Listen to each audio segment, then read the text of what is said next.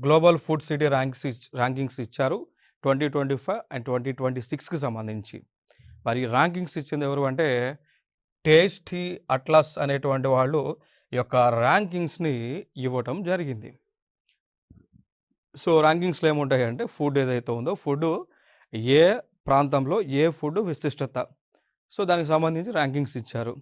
అట్లా మనం చూసుకుంటే ఫస్ట్ కంట్రీగా ఇటలీ నిలిచింది అనమాట. సో, ఫస్ట్ ప్లేస్‌లో ఇటలీ నిలిచింది. సో, ఇటలీలో ఒక నగరం ఉంది. సో, నాపిల్స్ అనేటువంటి నగరం. ఆ నగరం ఈ యొక్క పిజ్జా మార్గరేట్‌కి ఫేమస్ అనమాట. జనరల్‌గా పిజ్జా పుట్టింది ఇటలీ నుంచి.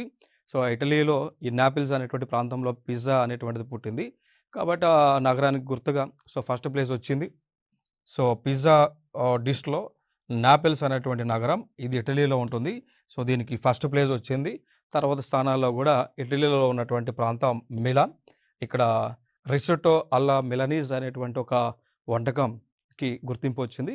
అట్లా ఒక్కొక్క వంటకిచ్చారు. ఈ కోవలో మనం చూసుకుంటే మనకి ఇండియా నుంచి చూసుకుంటే ఢిల్లీకి 48 ర్యాంక్ వచ్చింది. అమృత్సర్‌కు 53 ర్యాంక్ వచ్చింది. అండ్ హైదరాబాద్‌కు 54 ర్యాంక్, కోల్కతాకి 73 అండ్ చెన్నైకి 93 ర్యాంక్ అనేటువంటిది రావటం జరిగింది. సో, ఇవి మన ఇండియా నుంచి టాప్‌లో ఉన్నటువంటి సిటీస్‌గా చెప్పొచ్చు.